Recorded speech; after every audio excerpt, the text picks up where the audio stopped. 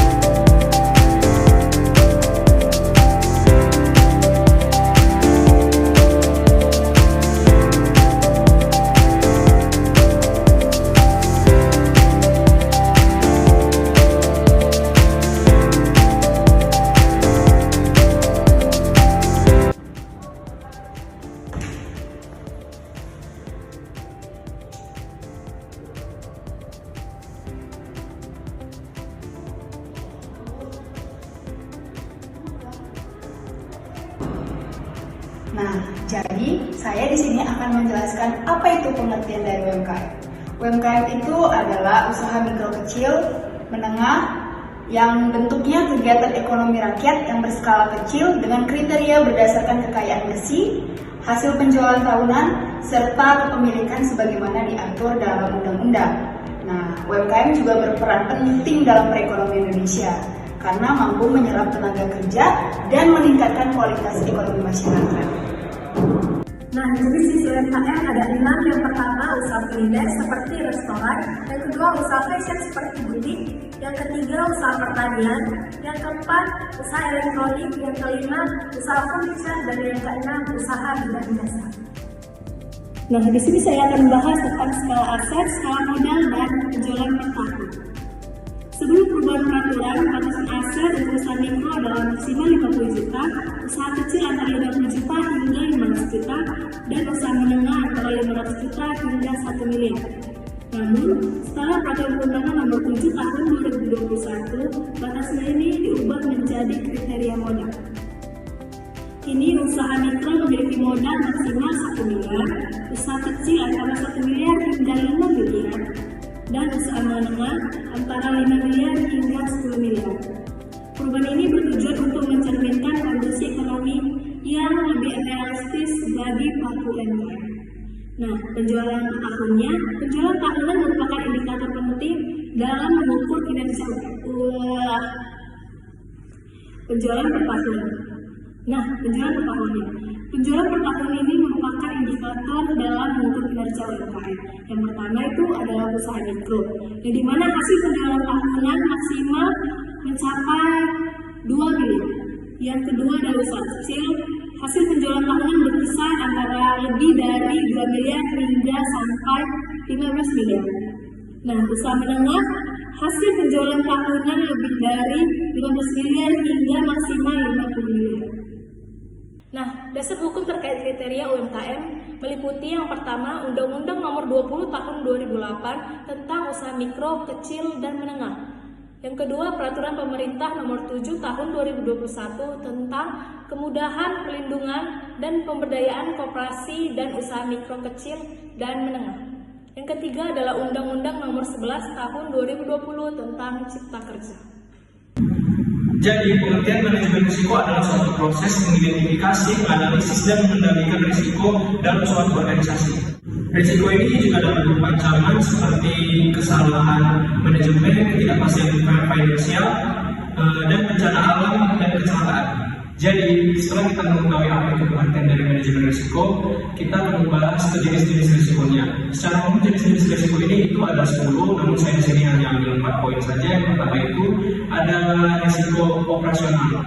Risiko operasional ini berfokus pada bisnis, yang dimana termasuk kesalahan manusia dan kesalahan sistem. Nah, yang kedua itu ada risiko finansial, ini berfokus menangani risiko seperti aspek keuangan, seperti fluktuasi nilai tukar, dan risiko kredit.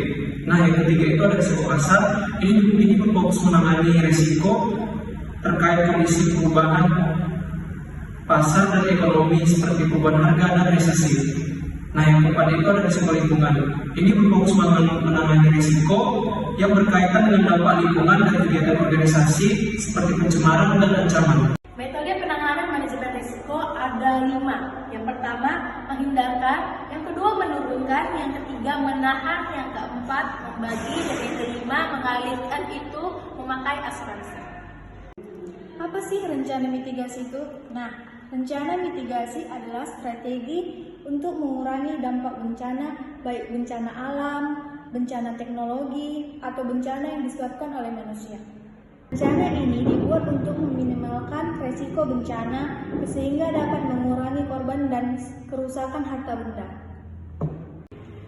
Tujuan rencana mitigasi itu ada 5. Yang pertama itu meningkatkan keamanan kualitas, dan yang kedua meningkatkan kualitas, dan yang ketiga meningkatkan efisien, dan yang keempat meningkatkan ketahanan bisnis, dan yang kelima meningkatkan kepatuhan.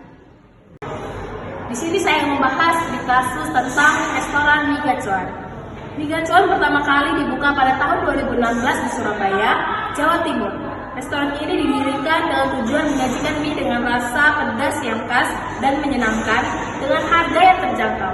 Seiring berjalannya waktu, Mie Gacuan berhasil menarik perhatian banyak penggemar kuliner, terutama mereka yang menyukai tantangan pedas.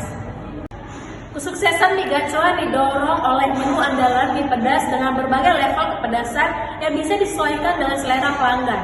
Konsep yang unik dan inovatif serta pelayanan yang cepat dan ramah membuat Mie Gacuan semakin berkembang. Hingga saat ini, Mie Gacuan telah memiliki banyak cabang di berbagai kota besar di Indonesia, menjadikannya salah satu restoran mie pedas yang paling populer di tanah air.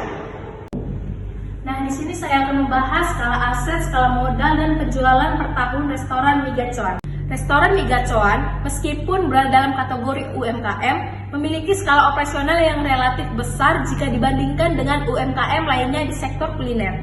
Yang pertama, skala aset. Aset yang dimiliki oleh restoran ini termasuk peralatan masak, perlengkapan restoran, dan properti tempat usaha. Berdasarkan data yang diperoleh, nilai aset restoran Mie Gacuan diperkirakan sekitar 5 miliar yang mencakup investasi dalam perlengkapan dapur, interior restoran, dan infrastruktur lainnya. Kedua, skala modal pada restoran Mie Gacuan. Modal yang digunakan dalam operasional restoran berasal dari kombinasi dana pribadi pemilik dan pinjaman dari lembaga keuangan. Estimasi modal yang dimiliki oleh restoran ini berkisar antara 3 miliar hingga 4 miliar yang digunakan untuk pembelian bahan baku, pembayaran gaji karyawan, dan operasional sehari-hari. Yang ketiga, penjualan per tahun. Berdasarkan proyeksi yang diperoleh dari data internal restoran, total penjualan per tahun restoran Mie Gacuan mencapai sekitar 15-20 miliar. Pendapatan ini tergantung pada jumlah cabang yang beroperasi dan tingkat kunjungan pelanggan.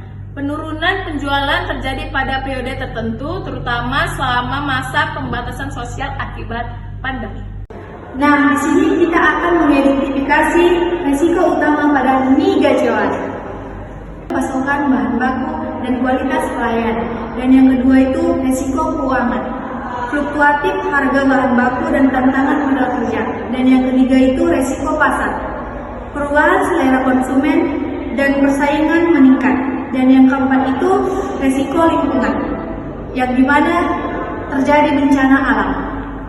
Kendala dalam mengelola dan mengimplementasikan rencana mitigasi ada 2, yaitu 1, keterbatasan sumber daya, itu bisa meliputi kurangnya dana, tenaga kerja, dan teknologi yang dibutuhkan. Nomor 2, akibat perubahan regulasi yang menyebabkan tidak sesuai strategi, meningkatnya biaya kepatuhan, serta perlunya penyesuaian prosedur dalam waktu yang singkat.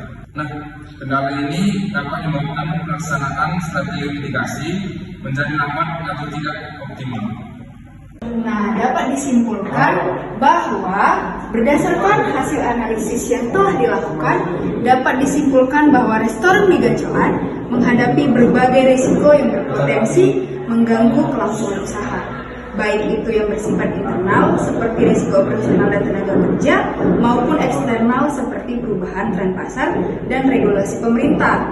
Nah, penyusunan rencana mitigasi yang telah dilakukan meskipun sudah efektif dalam beberapa aspek, masih memerlukan perbaikan dalam hal diversifikasi risiko dan pengalokasian sumber daya yang lebih optimal.